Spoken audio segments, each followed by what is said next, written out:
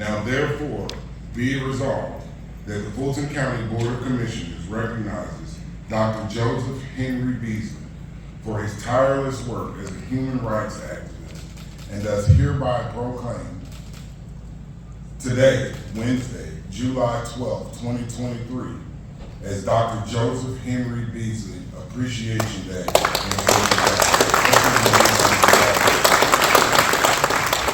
Please give one more round of applause for Dr. Beasley. Oh yeah, oh yeah, oh yeah.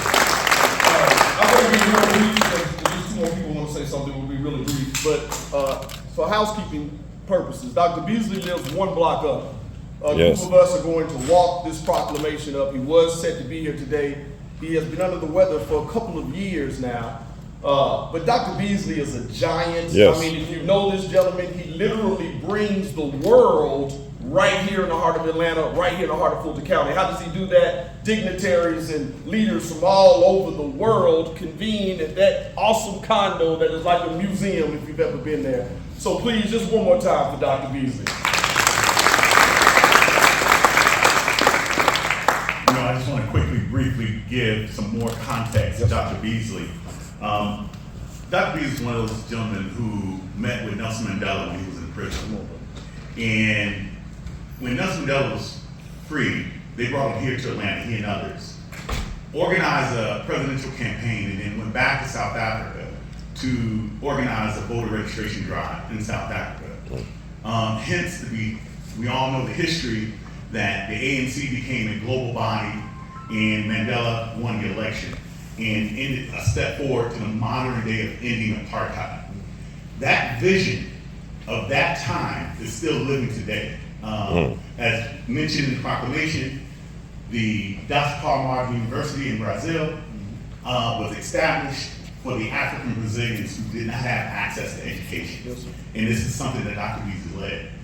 He and others, and a group of us, went to the Vatican to meet with the Pope of Rome to discuss Haiti and the land that Catholic Church owns in Haiti today. And Dr. Beasley, who is so gracious, was able to bring forth a conversation about the doctrine of discovery that is yet to be dealt with. That's been one of his missions.